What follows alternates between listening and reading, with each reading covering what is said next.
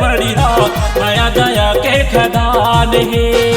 छत्तीसगढ़ी हाँ सबले बढ़िया माया दया के खदान है। यहाँ भुइया के भगवान बसे जिला कैथे गवैया किसान है। यहाँ भुइया के भगवान बसे जिला कैथे गवैया किसान है। छत्तीसगढ़ी हाँ सबले बढ़िया माया दया के खदान है। छत्तीसगढ़ी हाँ सबले बढ़िया माया दया के खदान है। यहाँ भुइया के भगवान बसे जिला कैथे गवैया किसान है। यहाँ भुइया के भगवान बसे जिला कैथे गवैया किसान है।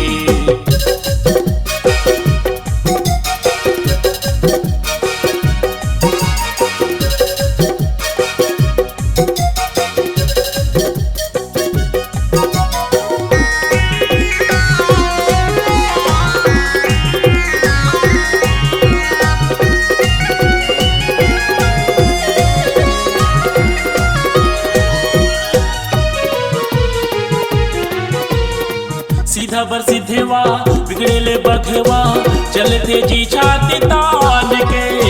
धन समझ पे वो लगवैया पगड़ी वाला जान के।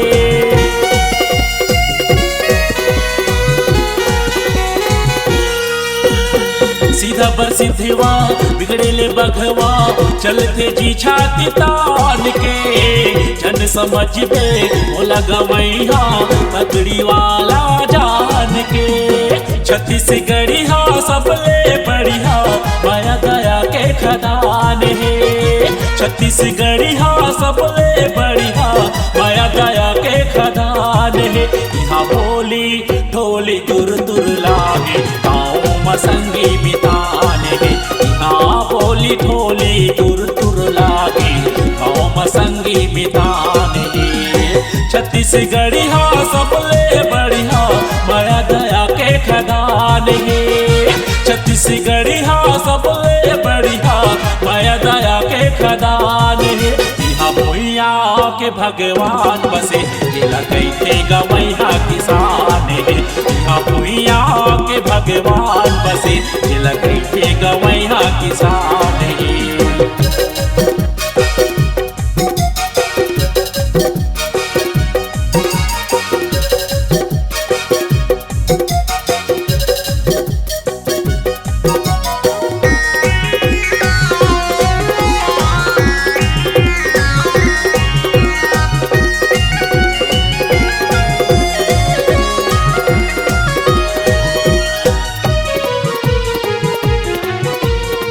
खेती किसानी सब परानी करथन जीवन तान के। धरती दाई के लाज रखैया करथन खेती धान के।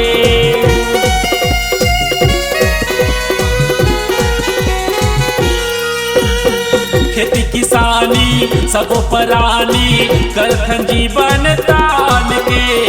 धरती दाई के लाज रखैया करथन खेती धान के। छत्तीसगढ़ी हाँ सबले बढ़िया दाई दीदी के मान है। छत्तीसगढ़ी हाँ सबले बढ़िया दाई दीदी के मान है। यहाँ छोटे बड़े के लिहाज भैया जन जन में बातें सम्मान है। यहाँ छोटे बड़े के लिहाज भैया जन जन में बातें सम्मान है। छत्तीसगढ़ी हाँ सबले बढ़िया माया दया के खदान है।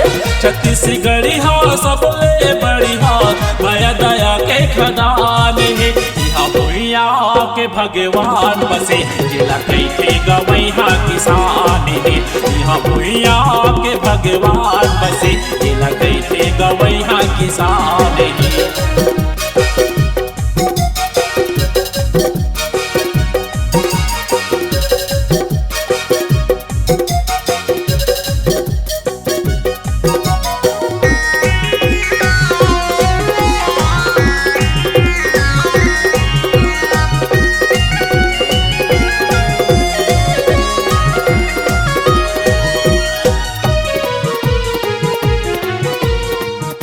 हन ज्ञानी लिखन कहा शहर मासूर है छन समझबे तै पर बुद्धिया छत्तीसगढ़िया के जोर है।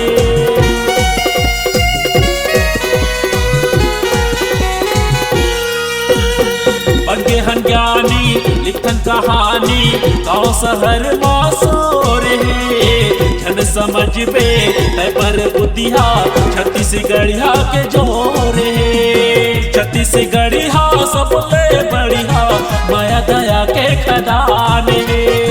छत्तीसगढ़िया सबले बढ़िया माया दया के खदान है। यहाँ भैया के भगवान बसे जिला कैथे गवैया किसान है।